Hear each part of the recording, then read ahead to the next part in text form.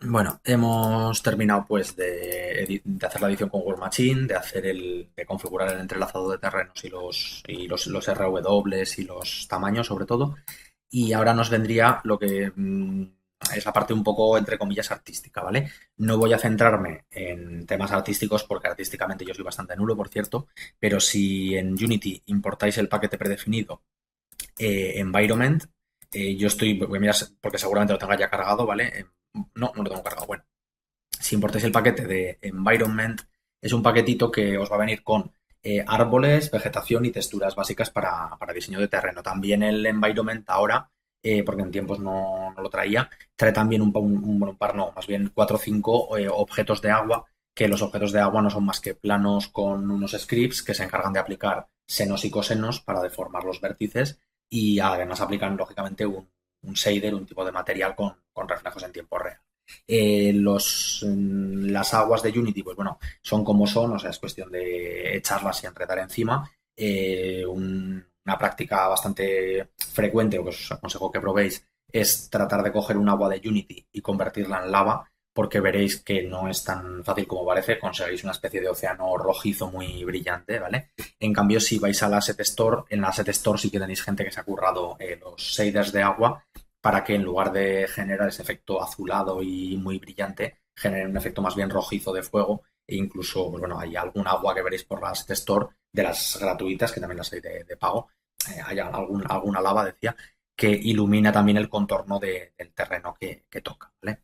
En cuanto al agua, pues bueno, si nos carga el paquetillo, si hacéis la pruebecita con el agua, veréis que hay matrices de agua de las que vienen con Unity que en la intersección del plano de agua con la orilla de tierra os generan un efecto de espuma. Son simplemente modos o mejor dicho, son diferentes materiales que son modos de representar visualmente el objeto, ¿vale? Bien, la carga esta nos consume mucho y os decía que no vamos a ver la parte artística. Lo que vamos a ver es, de la misma manera que hemos visto que los polígonos podían ocupar los metros que nosotros queríamos, vamos a ver cómo las texturas pueden hacer lo mismo. O sea, podemos coger y decir que queremos usar cierta textura sobre el terreno y que esa textura, cada una de sus tiles de textura se mapeen también sobre, por ejemplo, pues 25 centímetros o 50 centímetros. También si recordáis, yo he hecho un pequeño cambio en los tiles de terreno. Por defecto miden 500 metros y yo he puesto 256. Cuando plantemos vegetación, que pondremos pues árboles o hierba y cosas así, pues bueno, la cantidad de instancias posibles de árboles y de hierba nos va a depender también de los parámetros internos del terreno. Y hay unos parámetros internos que es bastante complicado de calibrar y que también es cuestión de usar la calculadora, que si haces un terreno demasiado grande en tamaño o demasiado pequeño en tamaño, o si tiene demasiados píxeles el RAW o demasiados pocos, pueden provocar problemas de rendimiento bastante heavy, ¿vale? De hecho, uno de los problemas más gordos es que cuando empiezas a aplicar estos cambios de tamaño, de ahora pongo 64 terrenos de 200 metros con RW de 2048 píxeles y leches así, te pasa que en cada metro cuadrado de terreno tienes opción de meter, vamos a poner, 1,5 millones de elementos de vegetación. Y eso, pues bueno, cuando empiezas a meter hierba, a ver si conseguimos ahora forzarlo un poco, pues ves que en el profiler ves que el rendimiento de terreno te mete unos picos monstruosos, ¿vale? Bueno, el environment, por cierto, nos ha cargado ya, que le ha costado un montón. Entonces, vamos a pasar y yo me voy a centrar únicamente en uno de los terrenos, porque si no nos podemos pegar aquí la vida. Y bueno, en cuanto al texturizado, vamos a cargar una textura, una cualquiera. Por cierto, vamos a ver esto un poco en grande, ¿vale? En Unity ahora, el terreno que os decía antes que tiene un efecto como especular o como de plástico, soporta dos texturas para el terreno, ¿vale? En esta primera textura, aunque esto profundizaremos un poco más en materiales, porque este concepto se llama mapa de normales y lo vamos a ver un poquito más a bajo nivel, como hace Unity para renderizarlo y lo que consume y lo que no, se basa en que una textura da la base de color y otra textura genera una información de rugosidades o de pequeñas deformaciones sobre la superficie. Nosotros por ahora vamos a tirar en el terreno solo de texturas de base y en cuestión, como en este proyecto yo tengo un montón de texturas, voy a pillar una cualquiera. Por ejemplo, tengo aquí Grass and Rock. La verdad es que la cantidad de texturas que te saca el paquete ¿cómo se llama esto? De environment tampoco es que sea muy grande. Y bueno, si vemos esto, vamos a hacer un pequeño cambio, ¿vale? Esta textura, si le doy a Edit, aquí en esta casillita me dice cuántos metros va a ocupar cada réplica de la textura sobre el terreno, ¿vale? Es decir, tenemos un terreno de 256 metros y esta textura se mapea sobre 15 por 15 metros. Esto es totalmente cambiable. Si ponemos 150 por 15, pues da la sensación de que la textura se ha deformado hacia allá. Y si hacemos la burrada de poner 1 por 1, tenemos que en cada metro de terreno exactamente se nos ha mapeado la textura una vez. Este parámetro pues simplemente dependerá de la calidad de la textura y lo podéis poner un poquito hasta que quede bien. En cuanto a configuración, pues bueno, hay un detallito, esto es un poco curioso, y es que estamos hablando de matrices de un montón de terrenos, de 64 terrenos en este caso, y aquí tenemos un parámetro que es Base Map Distance, ¿vale? Este parámetro, que es un poco complicado de forzar, se va a encargar de que en casos en los que tengamos un terreno con una información de texturizado, vamos a decir, vamos a poner un borrón verde, ¿vale? Una información un poco más complicada que la que tenemos aquí, por ejemplo, vamos a suponer que pintamos este fondo de aquí abajo. A ver si lo voy a hacer muy a lo bruto, que no he elegido la textura, ¿vale? Lo pinto muy a lo bruto, muy a lo bruto, ¿vale? Bueno, si tuviésemos un terreno con diferentes informaciones de textura en diferentes zonas, al alejarnos a 1000 metros, cosa que es muy complicado de forzar, y de hecho a 1000 kilómetros, a 1000 metros casi no se nota, en lugar de calcularse con precisión todas estas mezclas, fijaros por aquí, porque se han mapeado unas texturas sobre otras y hay aquí unos entrelazados bastante curiosos, pues bueno, en la base map distance lo que se genera es una única textura que se llama splat texture. Vamos a ver si con suerte la tenemos por aquí a la vista, porque en el propio objeto de terreno vamos a hacer un guardado, ¿vale? Por cierto, aprovecho para deciros, mira, ahora sí que se ha guardado esto, ¿vale? Aprovecho para comentaros algo. Fijaros que desde que he empezado a trabajar con terrenos tenemos aquí una barrita de carga que tiene aquí como una especie de tasking o de tareas pendientes. Esto es una optimización que metieron con la Unity 5 de que en cuanto empiezan a meter terrenos para estos temas de cálculos de entrelazados o de dibujados o en los propios colisionadores de terreno se van calculando en segundo plano constantemente. Es un poco rollo porque da la sensación de que está todo el rato el Unity cargando y de hecho hay un bug que os puede tocar a veces que si veis que el terreno no tiene colisionadores apropiados, con Save Project, por así decirlo, fuerzas a que el motor haga parte de estas tareas y genere los colisionadores. Bueno, os decía que como hace muchas tareas en paralelo, el Base Map Distance se encarga de cargar una textura de splat de un tamaño que ahora os voy a decir cuál es exactamente. Lo tenemos aquí, Base Texture Resolution 1024. Entonces, cuando nos alejemos 1000 metros, que es lo que es un poco raro, no se va a recalcular todo el texturizado, sino que vamos a ver una textura de base de 1024 por 1024. Lo de forzarlo, vamos a ver si poniendo aquí 64, a ver qué nos dice este cacharrito. No nos ha dicho ni que sí ni que no. Vamos a intentar alejarnos y a ver si con la base map distancia vamos a poner un valor un poquito de 500. Lo que pretendo básicamente es forzar a que quede evidente que no se está haciendo un cálculo adecuado de las mezclas de textura que hemos hecho nosotros, ¿vale? Vamos a poner otra vez la base map distance un poquito, a ver si saca a 250, por ejemplo, ¿vale? Pero bueno, sería ahí, ¿habéis notado el cambio? Ha habido un pequeño salto donde parece que se ha visto la transición entre el cálculo del texturizado bueno y el cálculo del texturizado malo, ¿vale? Yo creo que ha sido ahí. De todas formas, estas cositas, yo estoy con un terreno grandote, sí que os aconsejo que hagáis pruebas con un terreno de tamaño absurdo, en plan de 32 metros, o con un terreno grandote de 64.000 metros, por ejemplo, ¿vale? Bien, más sobre... A ver, vamos a poner un par de detallitos más antes de seguir con esto, ¿vale? Los parámetros fundamentales, por cierto, son todos estos de aquí abajo y estos cuatro primeros los hemos visto. Este último ya veis lo que es la textura de base, que para temas de múltiple terreno viene bien, pero estos otros tres os los quiero comentar también. Entonces voy a poner un par de arbolitos para que os hagáis idea. Vamos a abrirnos a este agujero que hemos hecho. Y bueno, en brocha de árboles editamos árbol. Estos arbolitos, pues bueno, a ver si... dejadme recordar si había alguno con IFER, por ejemplo, ¿vale? Me suena que venía con el propio paquete, ¿vale? Bueno, estos arbolitos, por cierto, problemitas que os van a dar os comento un poco, ¿vale? A la hora de mapearlos, con un clic de ratón y arrastrando se mapean directamente sobre terreno, ¿vale? Me ha metido un pequeño tiro en el motor, pero se pintan como si fuese un paint. De todas maneras, estos prefabricados, el Conifer Desktop este en cuestión, vamos a editar un momentito y vamos a ver si a nivel de recursos de proyecto, fijaros, este elemento no es ni un modelo, ni un prefabricado, ni nada, ¿vale? Este árbol está generado con un editor interno de árboles que tiene Unity que se llama 3Creator y es un editor que yo no le tengo mucho cariño porque lo veo un poco rollo de usar y creo que ya os he comentado, un momentito, creo que ya os he comentado que eso, que Internet está lleno de árboles. O sea, que es que en la Store buscáis un paquete de árboles y por 5 euros tienes mil árboles, ¿vale? El Tree Creator se pueden hacer árboles majetes. Aquí se habrán pegado la currada del siglo, pero han hecho un currado de árbol majete. El caso es que un Tree Creator lo tenéis documentado en el servidor. Tenéis una guía de cómo se usa. Si seguís los pasos conseguiréis sacar un árbol. Y sin esa guía, o sea, hasta que yo me puse a mirar documentación y generar esa guía con ayuda de una compañera, por cierto, no conseguía más que churros enrollados. O sea, es un editor de árboles que si no te lo dicen cómo funciona, no consigues nada. De todas formas, este recurso de Unity viene con Tree Creator para que te parezca que es un editor de árboles adecuado, que bueno, que no está mal. Fijaros que hablamos el otro día de los LODs, que eran los niveles de detalle, de manera que a diferentes distancias los modelos podían reemplazarse por modelos de menos calidad.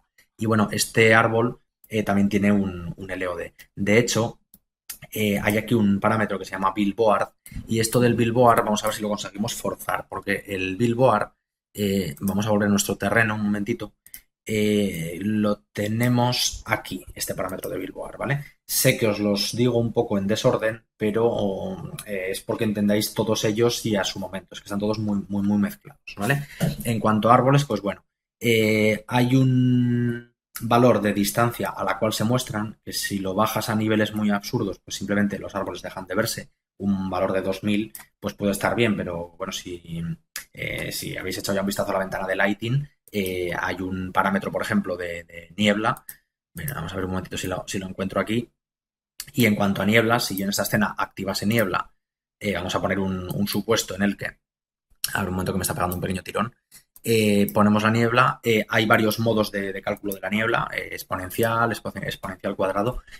Hay uno en cuestión que, aunque no es el más natural ni el más revolucionario, ni mucho menos, viene muy bien para medir distancias, y es que en modo lineal puedes hacer que la niebla empiece a cierta distancia y a cierta otra distancia sature totalmente al color que le digas, ¿vale? Vamos a suponer que hacemos la burrada de poner niebla roja, pues bueno, a 100 metros exactos del render de cámara, los objetos ya no ni siquiera muestran sus texturas, sino que directamente se ven del color de la niebla, ¿vale? Esto, por un lado, puede haber casos de la ejecución en los que alivie la ejecución porque no hay que hacer acceso a los materiales del objeto, y casos de la ejecución, que son estos intermedios, en los que tienes doble cálculo. El cálculo del color de teñido, que es muy rápido, por cierto, que esto no consume prácticamente nada, y el cálculo del texturizado del objeto, ¿vale?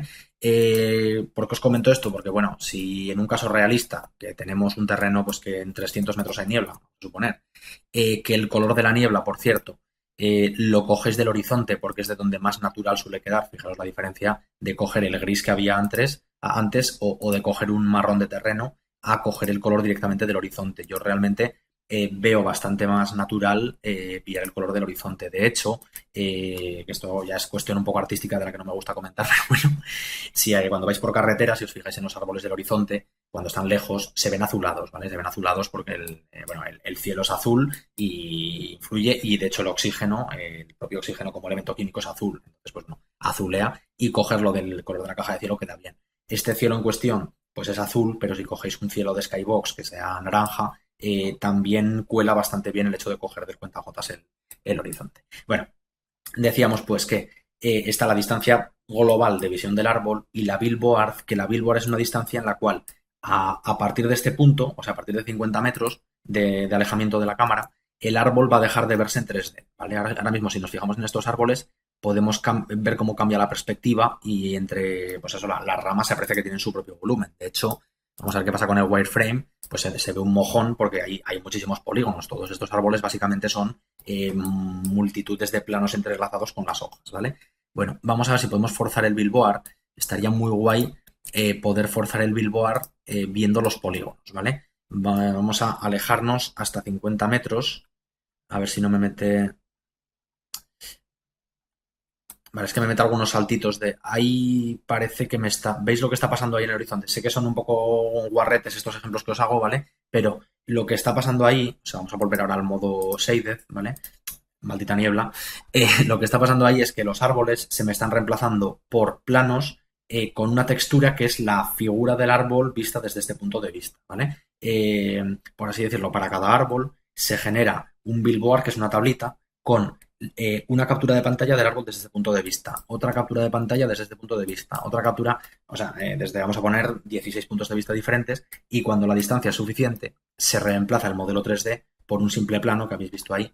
Y bueno, ¿cuándo poner el billboard? Pues es que realmente hemos puesto una niebla de 200 metros, si mal no recuerdo, una cosa así. Entonces el billboard se puede subir un poco más, ¿vale? Pero fijaros que estando a 50 tampoco hemos apreciado el cambio, no se ha notado mucho, ¿vale? O sea, creo que muy, muy lejos estábamos cuando hemos visto el cambio. Esto, por cierto, ahora cuando juguéis a juegos que haya árboles, fijaros porque es que vais a ver estas cosas en los juegos. Esto pasa igual que el LOD, comentamos el otro día que en muchos juegos lo ves cantosamente, el tema este del billboard, pues más de lo mismo. Bien, más cosas. Pues bueno, hay un valor de máxima cantidad de árboles de malla y es que, aun con todo, o sea, aun con el billboard y con toda la historia, cuando tenemos un bosque muy, muy, muy grande, podemos hacer que el máximo de árboles en 3D sea 50, así por así decirlo, solo los más cercanos a la cámara se muestran en 3D y como hay muchos, los que quedan detrás que se ven en formato billboard no se aprecian, ¿vale? ¿Cómo configurar estos parámetros? Pues es que estos parámetros no tiene más que configurar a mano alzada y a ojímetro, ¿vale? No nos queda otra. Bien, vale, más cositas sobre estos árboles, ¿vale? Voy a mirar un momentín si consigo encontrar otro árbol más, igual que hemos hecho una mezcla de texturas. Quiero ver si encuentro un árbol que se llamaba Palm, a ver si hay suerte y lo tenemos aquí, palmera del desierto o Palms. Simplemente quiero buscar un árbol que no esté generado por el editor de árboles de Unity, porque es que hay una diferencia principal que me gustaría ver. Mirad, por ejemplo, este. Si yo, a ver un momento que os lo comparto en más grande, a ver si puedo, ¿vale? A ver, si yo selecciono a ver, busco aquí pal, ¿vale? Para llegar. Si selecciono este grupo de palmeras, veo que aquí me deja configurar un parámetro que se llama bend factor, que significa algo así como factor de doblado. Y si yo elijo este otro árbol, que este es del Tree Creator también, no me aparece el bend factor, ¿vale? El bend factor solo se aplica sobre árboles que hayáis, o sea, que pertenezcan a modelos 3D, no al generador de árboles de Unity, ¿vale? ¿Qué es este bend factor? Pues vamos a meter un bend factor de 3. Su unidad de medida son grados, más o menos, ojo con esto, y son deformaciones que se va a aplicar a la malla de polígonos para simular efectos de viento. Vamos a cascar un benfactor de 5, venga, para hacer un poquito más el bruto. Y en el agujero este que nos habíamos hecho, que ya veo que el agujero lo hemos saturado un poco, pero bueno, vamos a poner un poco menos de tamaño de brocha y vamos a cascar aquí un par de cúmulos de palmeras, ¿vale? Con el benfactor de T3 que hemos puesto, ¿qué pasaría? Pues bueno, vamos a venirnos con la cámara un momentito aquí cerca, abre el panorama, enfoco aquí, incluso la luz direccional voy a hacer que enfoque también desde aquí. Ahora mismo la luz direccional no sé si acompaña mucho o poco, vamos a meter un poquito más de caña. Y con este benfactor voy a añadir un objeto 3D que el otro día lo mencioné, pero no lo llegamos a tocar, que es la zona de viento. Estas zonas de viento, os recuerdo un poquito, pero interactuaban con las partículas. O sea, podíais tener un emisor de partículas. El emisor de partículas tenía un parámetro en cuestión que se encargaba de gestionar el efecto de fuerzas externas y una de las fuerzas externas que os dejaba manejar era la del viento, ¿vale? El caso es que la WinZone es un objeto 3D, vamos a ver si lo tenemos aquí. Fijaros que, a ver, ojo, os he dicho lo de los 3 grados, que era 3 grados a ojo, y es que no son 3 grados para nada. Fijaros que ahora mismo, nada más poner la WinZone, me ha aplicado una deformación monstruosa. Entonces el bend factor podría venir, y de hecho lo voy a hacer, a la propia palmera, la voy a editar y le voy a dejar el bend factor a 2, ¿vale? Fijaos que ya se nota un poquito menos la historia. El WinZone pues tiene factores de viento principal, de turbulencia, de pulsos para que haya un poco de variaciones y nos daría pie a esto. Vamos a echar un vistacito. Esto, lógicamente, son cositas que sin el efecto de viento adecuado, que por cierto esto en soundsnap.com podéis encontrar efectos de viento bastante buenos, pues no queda muy allá. Por cierto, fijaros que el bend factor a los árboles generados con Tree Creator, a estos que vienen con Unity y algunos que encontraréis en la Store, el bend factor lo tienen configurado internamente. Esto no me acordaba. El caso es que a esto sí que se lo podéis marcar a mano. El problemita es que a los árboles que provienen de Maya 3D, la deformación que se les hace es bastante rudimentaria. Fijaros que aquí sí que las hojas vemos que le hace un poquito más de efecto y queda un poquito mejor, ¿vale? Sigue sin ser un escenario de la leche, ni mucho menos, pero bueno, vamos a ponerlo un poco más así, ¿vale? Bien, más detallitos sobre esto. Sí, uno muy importante. Vamos a ver, no voy a ponerme a andar por la escena, pero si nosotros cogemos este árbol, el conífer, por ejemplo, ¿vale? Editamos y buscamos dónde está guardado, que en nuestro caso estaba aquí, que ya lo había sacado antes. Este árbol lo voy a meter a escena, ¿vale? Lo tendríamos en este punto. Este árbol en cuestión, fijaros que aquí me saca ya información de los LODs, estos famosos, ¿vale? Este árbol en cuestión está compuesto por unos cuantos elementos de colisión. Y si este árbol yo andase con mi personaje, los colisionadores tendrían efecto y no me dejarían pasar. Esto lo compruebo porque este árbol, ya os digo que viene del paquete nuevo de Unity, creo que se lo han currado un poco, pero esta palmera, que era de los paquetes anteriores, vamos a echarle un vistacillo porque es muy probable que si edito árbol y busco las palmeras, hasta aquí, las palmeras, fijaros que si yo las selecciono, me aparece a nivel de importador como que es un modelo sin más, o sea que no tiene nada. Pues bueno, esta palmera no tiene colisionador. ¿Cómo podría hacer yo que tuviese colisionador? Pues podría, y de hecho la forma más simple, esto se aplica a árboles en 3D de modelos de internet, ojo. Eh, a ver, ojo con esto.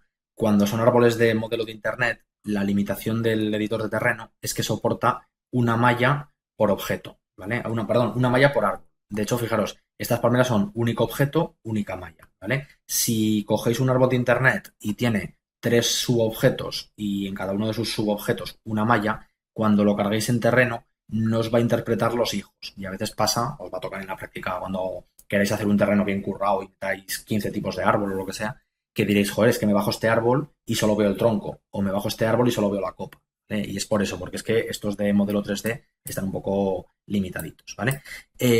Bien, el caso es que otra limitación que tienen es que a nivel de colisionadores, el único colisionador que soportan es el de cápsula. Vamos a meter aquí un Capsule Collider, sería este de aquí. El colisionador de cápsula, por defecto, o bueno, todo colisionador, intenta abarcar la geometría de polígonos que tiene el objeto. En el caso de este de aquí, pues bueno, podríamos ser un poquito más, a ver si lo podemos mirar un poco más desde arriba. Y a nivel de, por ejemplo, radio, podríamos encoger bastante el tamaño del colisionador. Vamos a echar un vistazo también de lado. Fijaros que es una limitación bastante gorda porque teniendo este colisionador no podríamos pasar por el centro del árbol, pero bueno, no es algo tampoco que nos vaya a afectar mucho. Y en X también pues podríamos ajustar un poco, ¿vale? No me voy a complicar demasiado, pero a esto podríamos llamarlo pues Palms with Collider. Y la idea sería que si prefabricamos este otro objeto, tenemos ahora Palms y Palms with Collider, podríamos venir al terreno, ir a los árboles y ojo que esto se puede hacer con cualquier tipo de árbol, reemplazar todas las instancias del árbol por otra, ¿vale? Podría coger todas estas palmeras, editar y reemplazar arrastrando las palmeras normales por las palmeras con colisionador. Fijaros que aquí ya aparece el nombre, Palms with Collider. Con solo aplicar, ahora mismo todas estas palmeras de aquí tendrían colisionador también, ¿vale? Esto nada, lo de siempre, el tema de prefabricados que si haces algo y lo dejas un poco a medias, luego lo puedes intentar acabar o mejorar. Este original, por cierto, lo borraríamos ya de aquí, que no nos pinta nada. Y bueno, comentado todo esto, vamos a hacer una pequeña pausita porque hay algunos parámetros y sobre todo son temas importantes que nos hemos dejado de mencionar.